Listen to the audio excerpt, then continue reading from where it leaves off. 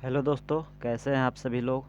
उम्मीद करते हैं कि आप सभी लोग अच्छे होंगे और अच्छे से पढ़ाई लिखाई कर रहे होंगे। तो आज का हमारा टॉपिक है जीव विज्ञान का, बायोलॉजी का जो है वीवीआई क्वेश्चन है। ठीक है, ऑब्जेक्टिव क्वेश्चन है, आंसर के साथ है। आप सभी लोग को हम बताएंगे। ठीक है, तो वीडियो में आगे बढ़ने से पहले हम बता दें कि आप सभी लोग अगर चैनल को सब्सक्राइब नहीं किए हैं तो सब्सक्राइब कर लीजिए। ठीक है, चलिए अब चलते हैं वीडियो को और। ठीक है, अपने टॉपिक की ओर चलते हैं। और जीव विज्ञान साइंस का है। ठीक है, साइंस का है जीव विज्ञान बायोलॉजी। मोस्ट वीवीआई क्वेश्चन है। ठीक है, मोस्ट वीवीआई क्वेश्चन है, आप सभी लोग याद जरूर कर लीजिएगा इसको। पहला क्वेश्चन है कि पौधों में वाष्पोत्सर्जन किस भाग में होता है। तो पौधों में वाष्पोत्सर्जन किस भाग में होता है? पत्ता में होता है। ठीक है, पौधों में वाष्पोत्सर्जन पत्ता में होता है। ठीक है, पत्ता में होता है। फिर है अगला अगला क्वेश्चन है कि हरे पेड़ पौधे भोजन बनाने की प्रक्रिया को क्या कहते हैं। हरे पेड़ पौधे भोजन बनाने की प्रक्रिया को क्या कहते हैं? तो प्रकाश संश्लेषण कहते हैं। ठीक है, प्रकाश संश्लेषण कहते हैं। फिर है अगला क्वेश्चन है कि पौधों में गैसों के आदान प्रदान किससे होता है? तो रंध्र से होता है। ठीक है, रंध्र से होता है। पौधों में गैसों का आदान प्रदान रंध्र से होता है। ठीक है। फिर है कि प्रकाश प्रकाश संश्लेषण के लिए क्या आवश्यक होता है? प्रकाश संश्लेषण के लिए क्या आवश्यक होता है? तो कार्बन डाइऑक्साइड होता है, क्लोरोफिल होता है, सूर्य का प्रकाश होता है, जल होता है, इनमें सभी। ठीक है, ये टिक लगाया हुआ इसलिए है क्योंकि हम अगर कोई भी लड़का पीडीएफ मांगता है इसका फ़ोटो, तो हम इसलिए टिक लगा दिए हैं कि अगर आप लोग को भी चाहिए फ़ोटो, इसका पीडीएफ चाहिए, तो हमारा डिस्क्रिप्शन में नंबर है, व्हाट्सअप नंबर, उस पर मैसेज कीजिए और हम पीडीएफ भेज देंगे। ठीक है, इसका तो इसलिए हम टिक लगा दिए हैं। किसी का पीडीएफ देना रहता है, पीडीएफ दिए हैं, इसलिए हम टिक लगा लगा करके दिए हैं। तो आप लोग बुरा ना माने। ठीक है, फिर है अगला क्वेश्चन है कि पेड़ पौधों की पत्तियां हरा किसके कारण दिखाई देता है? पेड़ पौधों की पत्तियां हरा किसके कारण दिखाई देता है? तो क्लोरोफिल के कारण दिखाई देता है। ठीक है, क्लोरोफिल के कारण दिखाई देता है। ठीक है, एक और क्वेश्चन पूछा जाता है कि क्लोरोफिल में कौन सा तत्व पाया जाता है? ठीक है, ये क्वेश्चन पूछा जाता है। तो क्लोरोफिल में मैग्नीशियम पाया जाता है। ठीक है, इसको आप लोग याद रखिएगा। ठीक है, क्लोरोफिल में मैग्नीशियम पाया जाता है।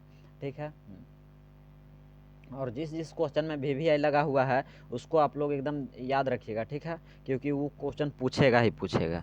फिर है मैग्नीशियम पाया जाता है। मैग्नीशियम किस में पाया जाता है? क्लोरोफिल में ही पाया जाता है। अभी हम बताएं कि क्लोरोफिल में मैग्नीशियम पाया जाता है, ये क्वेश्चन पूछता है। अभी ही यहाँ वीवीआई यहाँ लगा हुआ है कि मैग्नीशियम पाया जाता है क्लोरोफिल में। ठीक है, फिर है अगला क्वेश्चन है प्रकाश संश्लेषण द्वारा किसकी प्राप्ति होती है? प्रकाश संश्लेषण द्वारा किसकी प्राप्ति होती है? तो ग्लूकोज का होता है। ठीक है, ग्लूकोज बनता है प्रकाश संश्लेषण से। ठीक है, फिर है कि ग्लूकोज का रासायनिक सूत्र होता है। ग्लूकोज का रासायनिक सूत्र क्या होता है भाई? तो C6H12O6 होता है। ठीक है, C6H12O6 होता है। अगर इस तरह से पूछेगा कि ग्लूकोज में कार्बन के कितने अणु होते हैं, तो कितने होते हैं? 6 होते हैं। ठीक है, 6 होते हैं ग्लूकोज में। यहाँ कार्बन के कितने अणु हैं? 6 है। ठीक है, अगर उसी प्रकार से पूछेगा ग्लूकोज में कितने ग्लूकोज में हाइड्रोजन के कितने अणु होते हैं, तो हाइड्रोजन के 12 अणु होते हैं। ठीक है, ऑक्सीजन के भी 6 अणु होते हैं। ठीक है, इसको आप लोग याद रखिएगा, इस सूत्र को याद रख लीजिएगा। ठीक है, अगर एक सूत्र याद कीजिएगा तो इससे 3-3 क्वेश्चन बनेगा। ठीक है, 3-4 भी बन सकता है। ठीक है, एक तो ये पूछ देगा ग्लूकोज का रासायनिक सूत्र, फिर पूछ देगा ग्लूकोज में कार्बन के कितने अणु होते हैं, तो 6 होते हैं। फिर पूछ देगा ग्लूकोज में हाइड्रोजन के कितने अणु होते हैं, तो 12 होते हैं। और ऑक्सीजन के कितने होते हैं, तो 6 होते हैं। ठीक है, इस तरह से पूछ देगा। ठीक है, फिर बोल रहा है कि हरे पेड़ पौधे क्या कहलाते हैं? हरे पेड़ पौधे क्या कहलाते हैं? उत्पाद कहलाते हैं। ठीक है, हरे पेड़ पौधे जो होते हैं उत्पाद कहलाते हैं। ठीक है, फिर क्वेश्चन है अगला, क्या है? तो प्रकाश संश्लेषण में किस गैस का उपयोग होता है? प्रकाश संश्लेषण में किस गैस का उपयोग होता है? तो कार्बन डाइऑक्साइड का होता है, ठीक है। प्रकाश संश्लेषण में कार्बन डाइऑक्साइड का होता है, ठीक है। फिर है प्रकाश संश्लेषण में कौन सा गैस बाहर निकलता है? प्रकाश संश्लेषण में कौन सा गैस बाहर निकलता है? तो कौन सा निकलता है? यहाँ दिया है प्रकाश संश्लेषण में ऑक्सीजन, ऑक्सीजन बाहर निकलता है ना। प्रकाश संश्लेषण में ऑक्सीजन बाहर निकलता है, ठीक है। और इस प्रकार से भी पूछ देगा कि कार्बन डाइऑक्साइड पृथ्वी पर कितने मौजूद हैं, कितने परसेंट है, ठीक है। तो 0.03% है, ठीक है। 0.03% है। और ऑक्सीजन कितने हैं? तो 21% है, ठीक है। 21% है। और नाइट्रोजन कितने हैं? तो 78% है। इस प्रकार से भी पूछता है कि पृथ्वी पर उपलब्ध सबसे ज़्यादा कौन सा गैस है? तो नाइट्रोजन है, ठीक है। नाइट्रोजन है ना। और इसको याद रखिएगा, ठीक है। अगले क्वेश्चन में चलते हैं हम लोग। अगला क्वेश्चन है, अगला क्वेश्चन कौन सा है? क्या है कि जाइलम किसके लिए उत्तरदायी होता है, ठीक है। जाइलम किसके लिए उत्तरदायी होता है? तो जल का परिवहन के लिए जाइलम उत्तरदायी होता है, ठीक है। जल का परिवहन के लिए, ठीक है। फिर है फ्लोएम, इस तरह से भी पूछता है जाइलम किस दिशा में गति करता है? तो नीचे से ऊपर की दिशा में गति करता है, ठीक है। जाइलम नीचे से ऊपर की दिशा में गति करता है।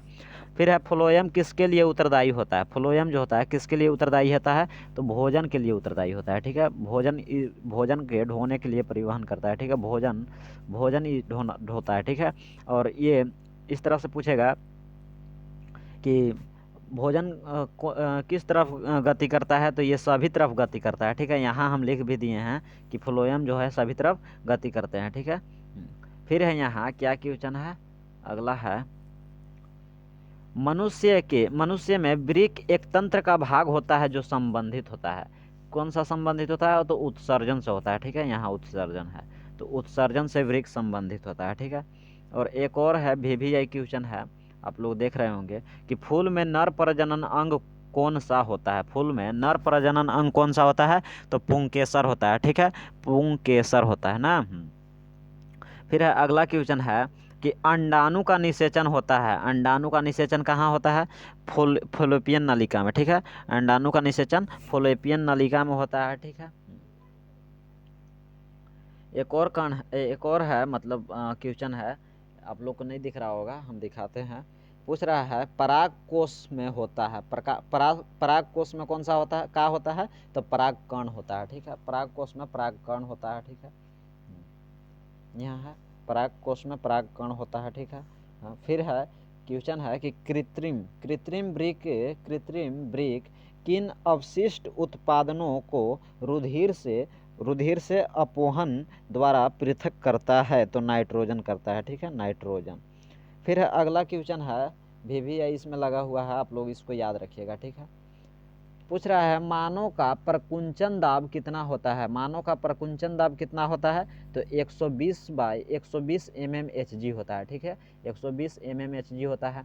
अगर इस तरह से पूछेगा कि मानव का अनुशीतलन दाब कितना होता है? तो अनुशीतलन जो होता है 80 mmHg होता है, ठीक है। mmHg होता है, ठीक है। mmHg होता है, इसको याद रखिएगा। अनुशीतलन जो होता है 80 mmHg होता है, और प्रकुंचन जो होता है 120 होता है, 120 mmHg, ठीक है। अनुशीतलन से अनुशीतलन और से 80, ठीक है। इसको याद रखिएगा, ठीक है। फिर बोल रहा है अगला क्वेश्चन है कि पौधों में वाष्पोत्सर्जन भाग में होता है। पौधों में वाष्पोत्सर्जन भाग में होता है, क्या होता है? तो पत्ता होता है, ठीक है। पत्ता से वाष्पोत्सर्जन होता है, ठीक है। मानव के हृदय में कितने कोष्ठ होते हैं? ठीक है, ये क्वेश्चन है। तो मानव के हृदय में 4 कोष्ठ होते हैं और मछली के हृदय में 2 कोष्ठ होते हैं, ठीक है। इसको याद रखिएगा, ठीक है। तो आज का क्लास यहीं ख़त्म करते हैं। एक और क्वेश्चन है, आप लोग इसको देख लीजिए, ठीक है। बोल रहा है किस श्वसन में अधिक ऊर्जा मुक्त होता है? किस श्वसन में अधिक ऊर्जा मुक्त होता है? तो ऑक्सीजन में होता है, ठीक है। ऑक्सीजन में होता है। आज का क्लास यहीं तक रहेगा। अगर आप अभी तक आप लोग सब्सक्राइब नहीं किए हैं चैनल को तो सब्सक्राइब कर लीजिएगा, ताकि इस तरह का वीडियो अगली बार फिर अगर हम डालें तो फिर आपका पास नोटिफिकेशन चल जाए, ठीक है। ठीक है, मिलते हैं अगले अगले टॉपिक में। ठीक है, बाय।